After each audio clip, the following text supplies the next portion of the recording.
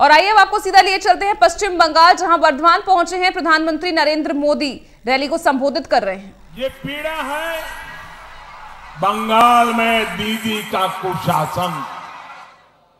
दीदी ने बंगाल में गवर्नेंस के नाम पर बहुत बड़ा गड़बड़ झाला किया है। बंगाल में जिसका जो काम था वो अपना काम छोड़कर कुछ और ही कर रहा है। सरकार का काम लोगों की भलाई करना है, लेकिन बंगाल में दीदी और उनके करीबियों ने गरीब तक पहुंचने वाले हर लाभ को लूट लिया। प्रशासन का काम है कल्याण की योजनाओं को तेजी से लागू करना, लेकिन बंगाल में दीदी ने प्रशासन को विकास कार्यों में रोड़े अटकाने के काम में लगा दिया। पुलिस का काम है कानून व्यवस्था का राज बनाए रखना, लेकिन दीदी ने पुलिस को पार्टी के काम में लगा दिया, तोलाबाजों सिंडिकेट की सेवा में लगा दिया। बंगाल के गरीबों, बंगाल के मध्यम वर्ग, यहाँ के नौजवानों, यहाँ की महिलाओं, यहाँ के बुजुर्गों को, यहाँ के उद्यमियों को, व्यापारियों को, कारोबारियों को ममता दीदी ने अपने कार्यकर्ताओं के रहम पर छोड़ दिया। जन्मदिन मनाना है तो टीएमसी से पूछो, घर बनाना है तो टीएमसी को कटमनी दो, राशन लेना है तो टीएमसी को कटमनी दो, कहीं अपना सामान ले जाना है, अपना सामान लाना है तो टीएमसी को कटमनी दो, किसी को अपना सामान बेचना है तो टीएमसी को कटमनी दो। बंगाल की जनता से लूटकर दीदी के करीबियों ने बड़े बड़े घर बनवा लिए, बड़ी बड़ी गाड़ियां खरीद ली। दीदी, ओ दीदी, बंगाल के लोगों को अब लूटने नहीं दिया जाएगा।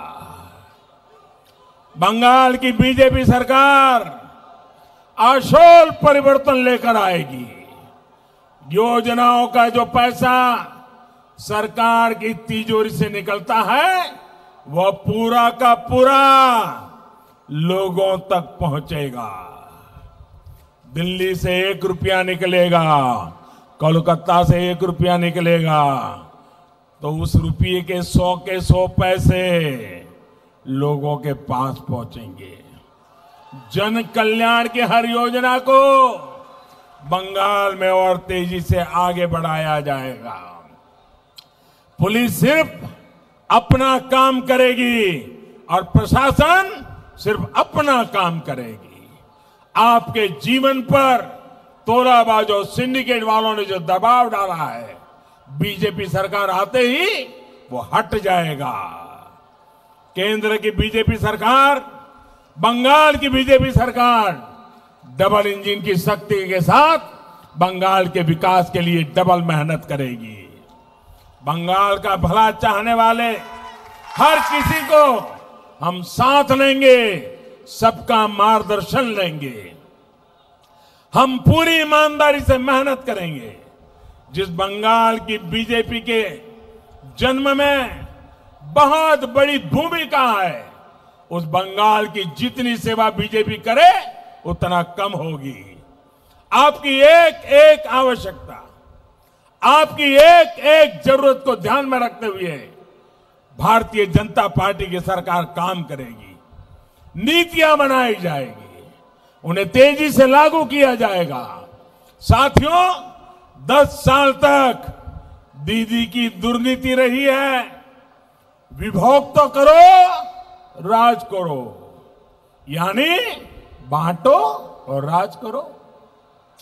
बीजेपी का मंत्र है जुग तो करो, सेवा करो, यानी जोड़ो और सेवा करो की भावना से काम करेगी। बीजेपी का मंत्र है सकलेर साथ, सकलेर विकास, सकलेर विस्तार, यानी सबका साथ, सबका विकास, सबका विश्वास। टीएमसी का मार्ग रहा है मां को सताओ, माटी को लूटो, मानुष का रक्त बहाओ। भाई और बहनों, कुछ बिहार में 2 दिन पहले जिन लोगों की मृत्यु हुई वो भी किसी मां के ही बेटे थे, लेकिन ममता दीदी की नीतियों ने कितनी ही मांओं से उनके बेटे छीन लिए हैं। दीदी के मां माटी मानुष की यही असलियत है।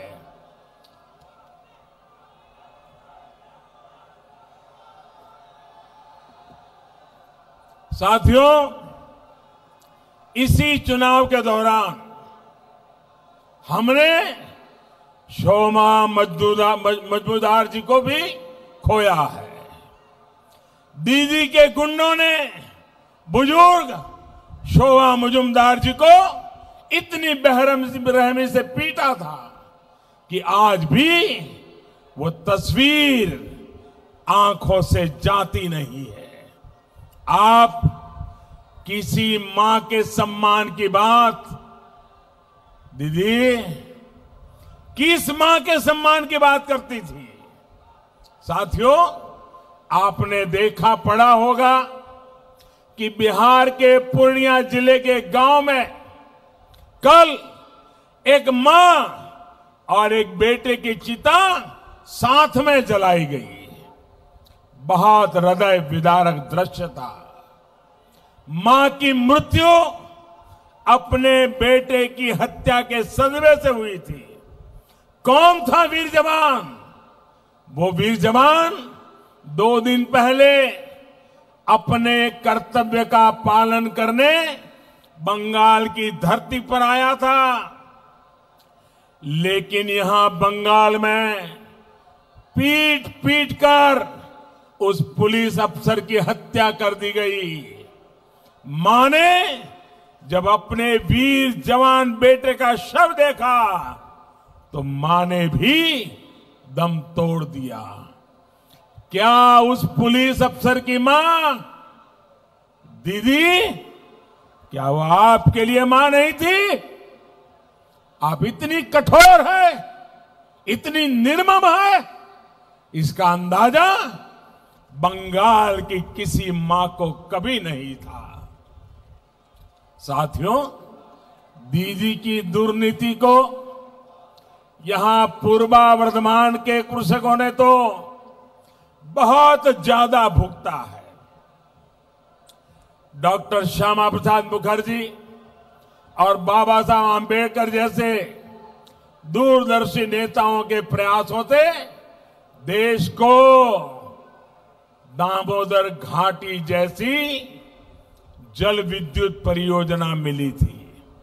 वो चाहते थे कि वर्धमान के खेत सोना उगले, यहां जगह जगह शिल्प लगे, लेकिन उनका ये सपना आज तक सच नहीं हो पाया है।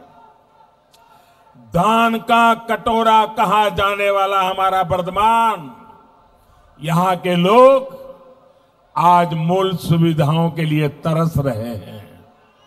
आजादी के शुरुआती वर्षों में जो नहरें बनी, उसकी सही देखरेख तक यहां की सरकार नहीं कर पाई। नई नहरें बनाना कभी दीदी की प्राथमिकताओं में ही रहा नहीं। धान पैदा करने वाले किसान हो या आलू कृषक, यहां हर कोई बेहाल है। ना सिंचाई की सही सुविधा है, न पर्याप्त मंडियां है, न स्टोरेज की सुविधा है, और न उपज का उचित दाम मिल पा रहा है। आजकल आलू का सीजन है तो स्थिति और भी बिगड़ रही है। बंगाल में कृषक खेतों में परेशान है। सिर्फ और सिर्फ दीदी का सिंडिकेट यहां खेती से कमा रहा है, कोल्ड स्टोरेज पर एकाधिकार से कमा रहा है। बंगाल में बीजेपी सरकार बनने के बाद ये सभी हालत, मैं आपको वादा करता हूं भाइयों बहनों, ये परिस्थिति सुधारी जाएगी।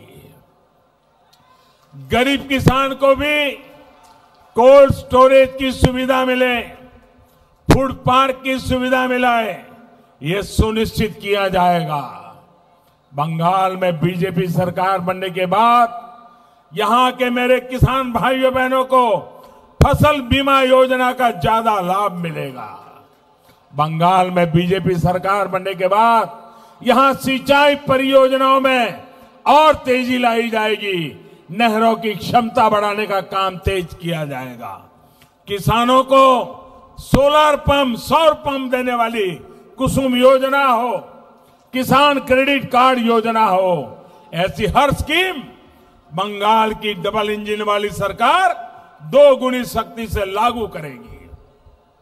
साथियों, किसानों से दीदी की दुश्मनी का सबसे बड़ा उदाहरण है पीएम किसान सम्मान निधि पर बंगाल में रोक।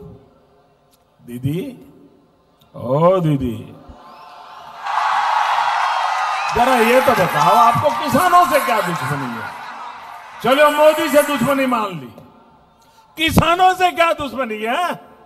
अरे बंगाल के हर किसान के बैंक खाते में अगर मोदी सरकार सीधे पैसे जमा कराना चाहती है तो आपको तकलीफ क्या है?